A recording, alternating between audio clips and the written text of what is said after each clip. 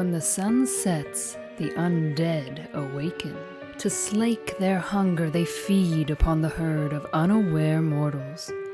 Right beneath our noses, the kindred clash against their rivals as they vie for control of the city of San Francisco. Are you strong enough to cheat final death and see another night? Vampire the Masquerade Rivals expandable card game from Renegade Game Studios.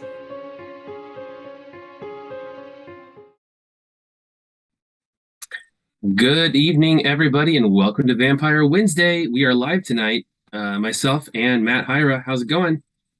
It's going well. Well, so that means if you have questions, go ahead and put them in the chat. We will do our best to answer. We're going to be showing off some new cards tonight for the Crypt pack, for Dragon and the Rogue, and some extra stuff too. But before we get to that, we've got some news. So it is October. That is the month of darkness. So we've got a lot of things going on just with Renegade in general for you Vampire the Masquerade fans. One being, after this stream at 7 p.m. Pacific tonight, there is the second and final episode of our Hunter 2-shot. We'll be having a Vampire the Masquerade 2-shot happening the next 2 weeks. So if you want to see the role-playing games in action, that is a great kind of bite-sized way to do so. Second, there is a Vampire the Masquerade character creation contest going on Discord. The winner of our Hunter one is actually going to be featured in tonight's episode of Hunter. So we will do something cool with the winner for that Vampire the Masquerade one as well. That's for the role-playing game, the character creation for that. Yeah, not a Rivals character. So now, not to say you can't, make a role-playing game character sheet for your favorite Rivals character or something as your entry. That's totally fine. That would actually be cool to come up with a backstory for a character that's in Rivals and present it as a role-playing character. That's actually, hey, you have ready-made art for your character that way, right? So yeah, and I know some of our audience is just, either you're card gamers and that's what brought you to Rivals, but some of you are also longtime Vampire the Masquerade fans. So I just want to kind of make sure everybody knows what's going on, kind of cross-pollinate. And of course, many of you know this, but any of these physical orders for Vampire the Masquerade or World of Darkness products on our web shop this month get a little promo pack sent with them for no additional cost. That's got a die for the Vampire, it's got a dice bag for Hunter, and 5 Rivals promos. Don't worry if you're someone who supports your local game store. We love that, and we don't want to change that. You'll be able to buy that pack just as soon as the month is over on the web store by itself. And not have to worry about, making your pre-order just through our web store to get it. They'll be available to everyone. And Sokatep, yes, this is live. We are here talking to you. One other cool. Tell us to hold up 1 to 5 fingers. And then, Katie, just make sure you play the right clip. One other cool thing happening from Month of Darkness, if you're in the SoCal area, we are going to have some Renegade staff on site at Geeky Teas in Burbank this Saturday at noon. So both Katie and Jordan's our community manager, and Katie is the one behind the scenes here at the stream. We'll be on site. There is a tournament happening. It is a masquerade, costumes encouraged and prizes for costumes. And there'll be some great goodies there, things that people probably missed out on if they weren't able to go to some of the bigger events, and a special prize for the winner. They're going to get to pick their favorite piece of Rivals art, and I will get that printed on a nice wrapped canvas and sent directly to them. So you can pick whatever, if it's your favorite card, if it's just your favorite art piece, whatever, the winner will get that. That is just a little way to celebrate with some of our community, since we have plenty of people there in Southern California who can make it out and be a part of the event. So that's at Geeky Teas in Burbank. If you're in the area, or if you can be, it's going to be a great time, and I know that local community is a great one. We have a couple more organized play updates. The errata reference on the website has been updated, so that covers all the cards, things like Akine, Tamaska, the ones we went through a couple weeks ago. You can print those out to use as proxies or just as a reference, and that is particularly helpful because those will be in effect at the European Continental Conclave, November 19th and 20th. Yeah, so they go into effect in 2 days, actually. So we want to get it up there in time for people to realize it, print them out, get it ready for anything you're going to do in the next few weeks. Yep. And the original errata cards are still on there just for convenience. Those were reprinted in Heart of Europe, so you've got corrected versions of things like Sucker Punch and the Madhouse, but all those cards that have been errata are collected in that document for convenience. And the Conclave, the registration is live. It's been live for about a week now. You can find that at vampirecardgame.com/conclave. That will take you over to the Renegade France site where you can actually register. Speaking of next year and more bigger events, I would love to hear suggestions from the community about these medium to medium large size conventions that are near you that you are interested in attending and maybe playing Rivals at. So I'm already talking to several around the United States and even overseas about having some events at these, but I would love to hear suggestions from events that the community has got a good experience with and is interested in playing at. So hit me up on Discord or by email and let me know if you've got suggestions. I'm already been talking to like KublaCon, UK Games Expo, and the Southern Fried Gaming Expo in Atlanta, but I would love to hear about more. So there's I want to give some options for people who want to get out there and play. And then more relevant to what we're going to talk about tonight, Dragon and the Rogue pre-orders are still up. This is planned to release in the United States on October 26th. That will also be the release date for the card storage box. So those of you patiently waiting for those orders, you can look to get those then, and you'll get your Month of Darkness promo pack with those. We've set that up and taken care of it, so you don't need to worry about reordering or canceling and any of that shenanigans. You'll get those promo cards sent out for you. Mm-hmm. So that is pretty good news. And tonight we're going to go through the last of these cards that you have not seen from the Dragon and the Rogue. This is the Crypt pack. So Hyra, the Crypt pack, it is not part of the pre-constructed decks, but it is just additional customization, right? Yeah, it's going to contain the, typically a third copy of a lot of cards, rarely a second copy, third copy, but also some extra cards, new havens, agendas, and characters. Nice. Mm-hmm. So it gives you easy kind of deck tweaking options within the expansion itself. And of course, as we may see here, some of these might slot into other decks pretty nicely too. Oh, yeah. Sokatep asking, Dragon of the Rogue out in 2 weeks? Yes, in the United States. As usual, Europe, UK will lag a little bit behind. We should have faster fulfillment when the shipment arrives, though. As I understand, it's going to a different warehouse than our normal e-commerce in the UK and Europe. So that is a good thing for players there. You should get your expansion faster and with less headaches. Those of you in the UK, I know some of you are still waiting for your Victor Temple promo. I cannot apologize enough for how long that has taken and the nightmare it has taken and how long it has been to get those to you. We've not forgotten about you, and I am continuing to work on getting those cards into your hands. If I need to, I will mail them all to the United States. Just there are faster and better options. Mm-hmm. So, Katie, let's throw these cards up on the screen and take a look at Change of Scenery, which is one of the new agendas included. Hey, it's a literal change of scenery from our mediocre mugs to something else. I love, just the first thing that hits me with this is the bokeh effect of the lights in the background. Oh yeah, that Joyce drew that is so cool to me. Mm-hmm. Very cool. Just adds so much depth. She probably just accidentally dripped paint on there and then just said, let's just go with it. So this one a little bit different, but really, works with Ravnos and their kind of nomadic theme. But when you put the active haven into play, gain 1 agenda. If you reach 13 agenda, you win. So the word active is slightly new. That is your full coterie haven, the one that sits next to your agenda. It is not ones that might attach to a character or some other shenanigans. It is only your current coterie wide haven, not the ones that you may have elsewhere. But as you saw with the Ravnos, they have several ways of switching out their haven because they are very nomadic, as evidenced by the art here. Okay, that makes sense. I was going to ask, and I was wondering if that worked with any of the other ways we've seen to have multiple havens in play. but makes sense. Yeah. So note also that it's not restricted to your turn. It's not restricted to once per turn. So go to town, figure out how to make those haven changes work for you. And I think we will see at least one card in this Crypt pack that touches on that. I think we might. The other new agenda, this is the more Samichi themed one of the dragon. The dragon, of course, being the Samichi clan and the dragon and the rogue.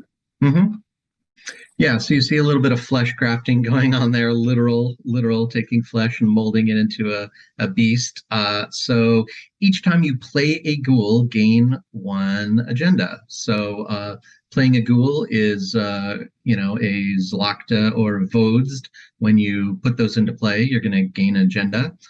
And if you attach 2+ retainers to that ghoul when played, gain 2 instead. So that is going to apply to the Vodst, which the Zlakta can sometimes aid. Actually, it's only when played. So yeah, the Vodst can have multiple retainers. The Zlakta can only have 1, but when you do, you're going to gain 2 agenda, which is pretty good. So you can actually get 3 for playing a single Vodst, which is pretty good. Oh, actually, I'm sorry. It's 2 instead. Yeah. Instead. It's 2 instead. Yeah. I forgot about the word instead. It's pretty important. Yeah. 3 would be a lot. So anyway, but yeah, that's a fun one. If you like the ghouls. And then on to some new havens, starting with the campsite. So this ties in perfectly with the first agenda we looked at. This now goes from the other Ravnos, the default haven, that is characters in the street have +1 secrecy, correct? Right. Yeah. But this is a little bit more traditional. Yeah. Essentially, a campsite is kind of like a waypoint between 2 different havens for them, right? They're on their way to a new one, but this counts as a campsite. But so your leader also has +1 secrecy. Your leader in your haven will actually have +2 secrecy. So your leader is going to be fairly well protected because you just don't know which tent they're in, right? Anyway. And then you can exhaust a character in your coterie, pay 1 action, and replace this haven with 1 from your collection. So that allows you to, trigger change of scenery.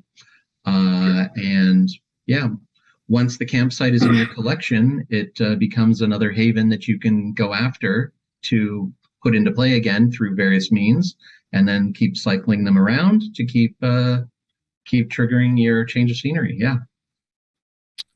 Sure. Okay, that makes sense. So the idea is you can kind of bounce the campsite in and out as a waypoint. Right. Okay. Yeah, that makes a lot more sense. I was curious, like, is this a one and done? But probably not. If you're playing, probably is not, because if that's your plan, you're going to be able to get it back. So basically, if the campsite is your active haven, the new haven becomes your active haven. If campsite was attached to a character like Maya, one of the characters who can attach havens, the new haven is then attached to her. So it goes to wherever it came. The new haven goes to wherever campsite was, essentially. I got you. Yep. Gautama's asking, have we seen other cards that can attach or that can swap havens yet? And we did see some in the Ravnos preview, right? Yeah. There's already a couple. If you go back and look at the Ravnos cards, you should find some. There are a couple cards that do haven manipulation. Okay. And then traditionally, there's one more haven here. So the country estate, not a place that I want to go trick or treating. Just gonna say that is one of the scariest pictures or pieces of art we've seen. Also scary is there's italicized text at the top, and as we know from the Big House, that's always spooky. So this one is a start of the game. Attach a ghoul from your library to this. So you get to go fish through your library for a ghoul and attach it to the country estate. And then obviously at the bottom, there's going to be some ability to do that. But characters in your haven have +1 secrecy, and ghouls you control in the streets have +1 shield. So if you're running ghouls, they're going to have a little bit of protection. Nice. The leader ability, when your leader defeats a citizen or vagrant, you may play the ghoul attached to this, meaning country estate, at no action cost. Or if you already control a ghoul, just play a card at no action cost. So this is a very quick way to get a ghoul into play. Obviously, since there are only 6 of them right now, maximum in your deck, 2 versions, 3 of each. We wanted to make sure that you didn't have to wait 4 or 5 turns to actually draw into it. So now you can get your ghoul strategy going right away. But if you already control a ghoul, you can just play a card at no action cost, which could be another ghoul or something else. And at no action cost basically means that, it can be hosted or unhosted without needing to exhaust your leader, since they're already exhausted to have attacked a citizen or a vagrant, and it doesn't cost you one of your actions for the turn. So if you already control a ghoul, you're basically gonna, when your leader defeats a citizen or vagrant, you're gonna be able to play a card at no action cost. That's not a free action; it's playing a card at no action cost. So, yeah, okay. Can't make an attack with it, but but you can play another card, which could be a recruit, but probably even better used as something that would be a normally hosted, meaning exhaust action. Yeah. Sunrise Surprise is an action, right? Yeah, it is. Correct. So a weird way you could do your 2 actions. If your second action defeats a citizen or vagrant, you could then trigger this. And now since you've played 2 actions. I play a card at no action cost. I think that should work. We didn't exactly, as you can tell, there's not a lot of space on this. But I think that is a possibility that this would be a 3rd action. Yeah. Actually, I think the wording on Sunrise is it can't be played during your 1st or 2nd action. So if you've already used your 1st or 2nd action, then by default, this would not be your 1st or 2nd action, even though it doesn't specifically call it a 3rd action. Yeah. It is just not your 1st or 2nd. So yes, let's just say that works. And, not a combo that I expect to see often, but if the Ghoul Sunrise Surprise deck is your jam, this is the haven for you. So there you go. Yep. On to some new characters, because those are always fun to see. So Maya, a new I forgot that we hadn't shown people Maya yet. So there you go. So maybe Gautama, this might answer your question. Yeah. So yes. Yeah. This is the card I was thinking of. That was the card I was thinking of, and forgot that it's in the Haven. So this is probably a decent leader, because you're going to want to make sure to get her out if Havens are your thing. So exhaust. This is not an action. Exhaust. Attach 1 Haven from your collection to this character if they have none attached, or swap 1 Haven attached to this character with another Haven you control. So right there, that is a whole lot of Haven swapping if you're into that. So your first turn, presumably with her, you exhaust her to bring 1 into play, and then your next turn, you're going to start swapping them back and forth. Correct, because you can remove the one from her and that's attached to her and exchange it with a Haven you control. So if you have the campsite and a Haven on her, you can keep going back and forth with those. Yeah, and just to remind folks, change of scenery is when you put a new active Haven into play, gain 1. It is not once per round or first time or anything like that. And then the campsite, exhaust the character in your coterie and pay 1 action to replace this Haven with 1 from your collection. So I think you can trigger that agenda twice per turn with Maya and campsite, correct? Exhausting her for the first one and then exhausting it. Yeah, because you can use campsite's effect on its own as well. Yeah, so you should be able to. I think you can do that. Yeah, I don't see both cards at the moment, but I think you can. All right. And then Jack. Jack has got the friendly little fox friend there. 2 blood potency, animalism, and it's got the ability, again, not in action, just exhaust. Reveal the top 2 cards of your library, then discard one and draw the other. Use this ability only in the streets. Yeah, another exhaust ability. So as you can see, the Ravnos can get a lot of a mileage out of their characters. So revealing the top 2 cards of your library, discard one, draw the other. Being in the streets, of course, is not so bad when you have a haven that can give you +1 secrecy in the streets, and being able to filter through your deck for those important cards and combos is pretty good. Yeah, I could see that. He's inexpensive and just digging for combos, as a utility play in non-Ravnos decks too. Yep. Especially because we did see some cool Ravnos cards that need to have, a Ravnos vampire in play. Yeah. And I got in the right window here. On the Simichi side, Matthias. Possessive. Yep. So we've seen that before. Possessive just lets you keep a card when you enter torpor. Yeah, possessive, and this character has +1 attachment. So this guy is all about the attachments. He can have 4. He can keep 1 when he goes in torpor. Actually, if he had a title, he could keep 2. But anyway, the first time you burn a card attached to this character during each of your turns, draw 1 card. So burning cards attached to your character is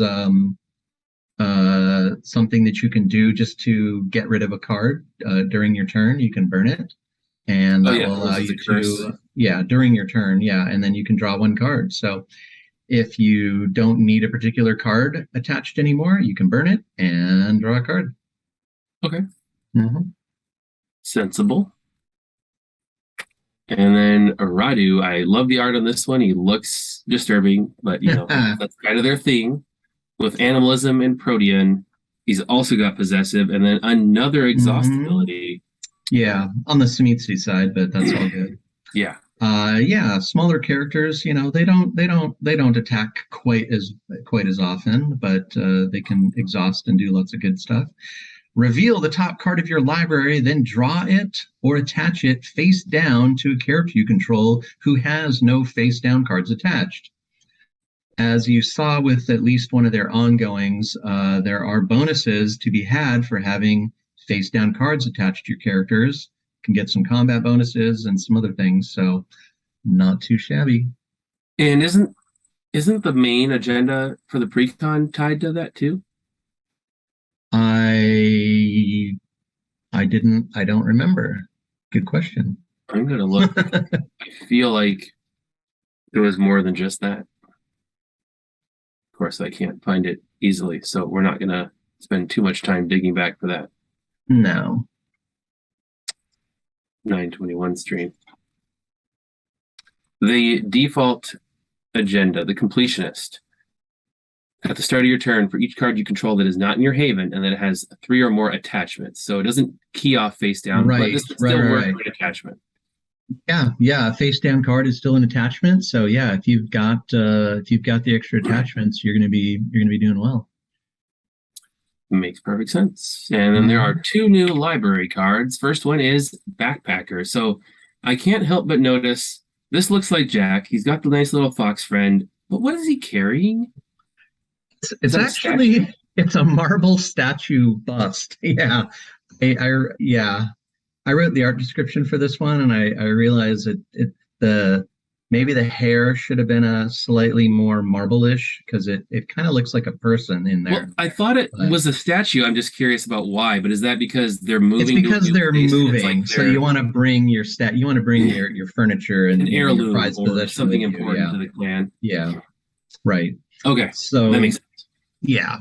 That hair may not be the that looks a little but anyway.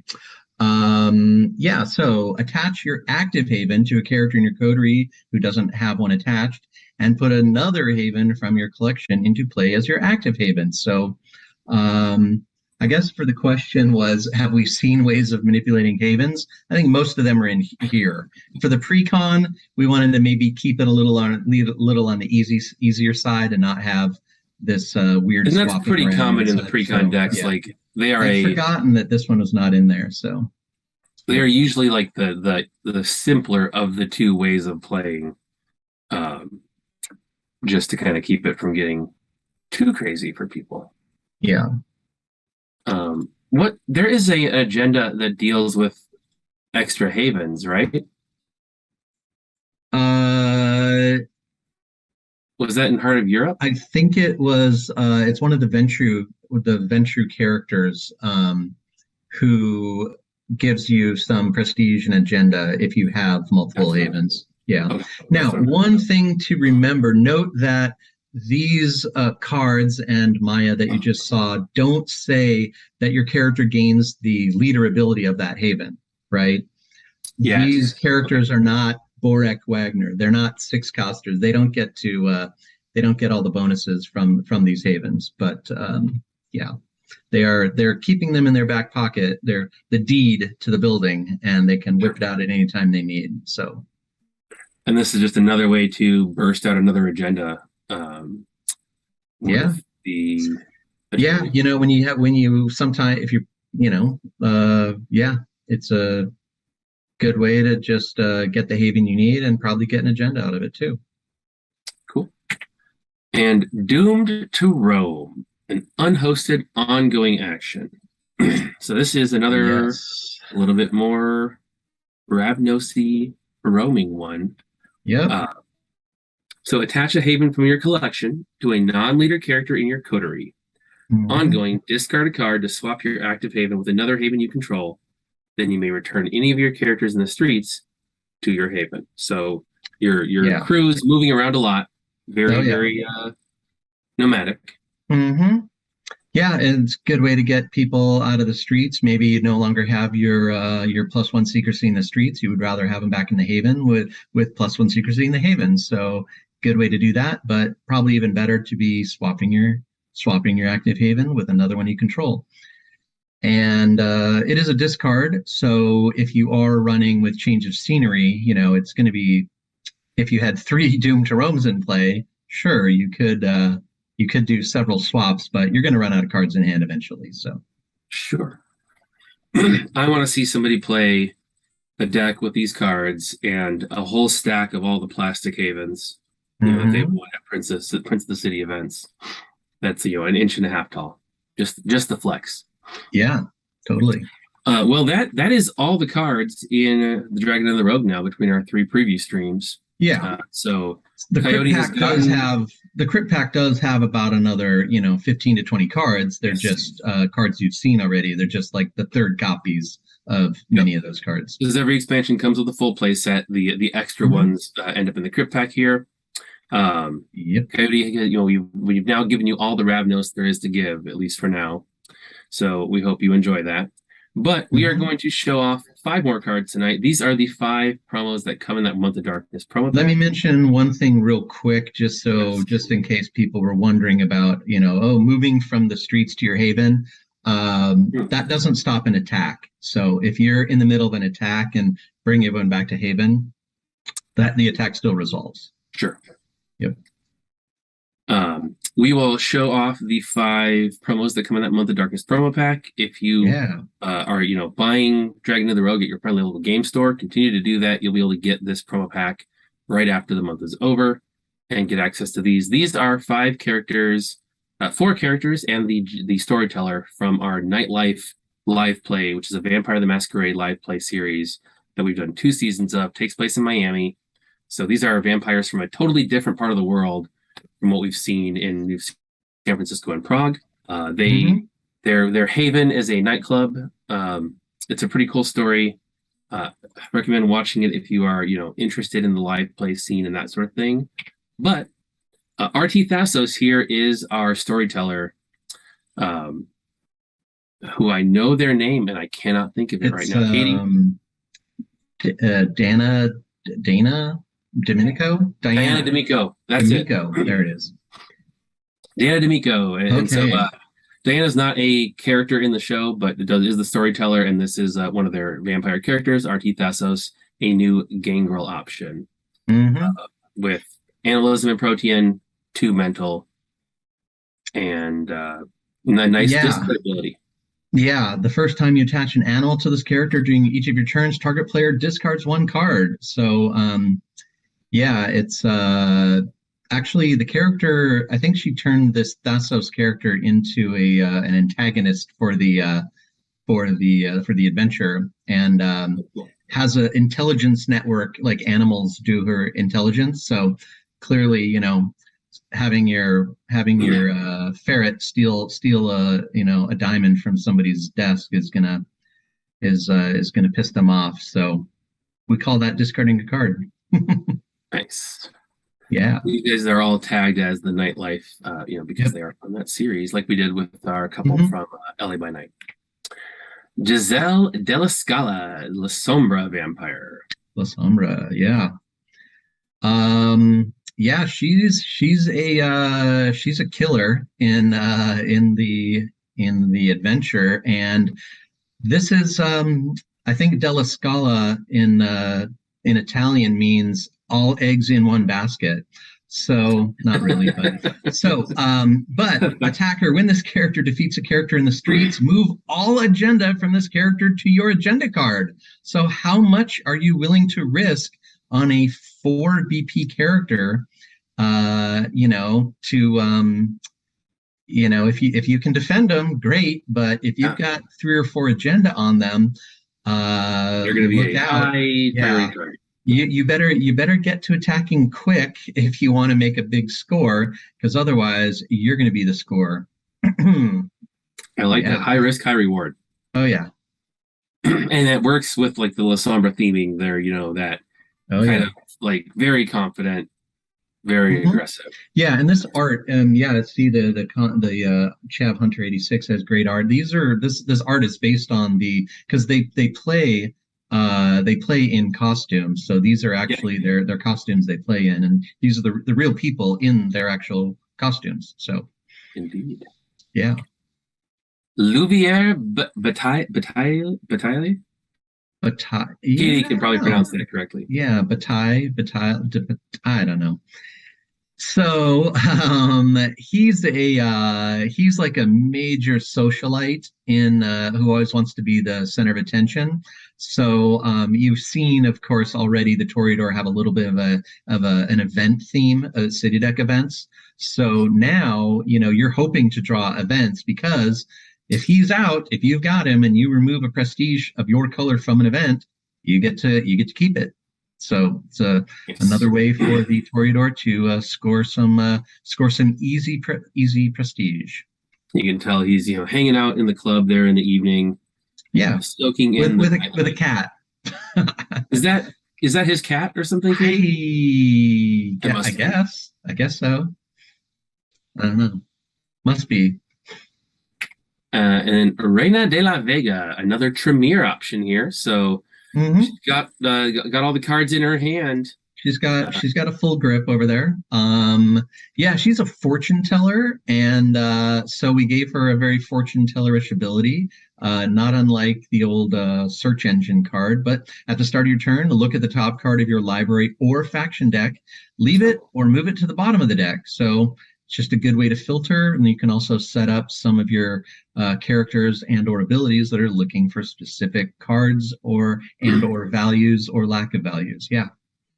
Makes perfect sense. Useful. Yep.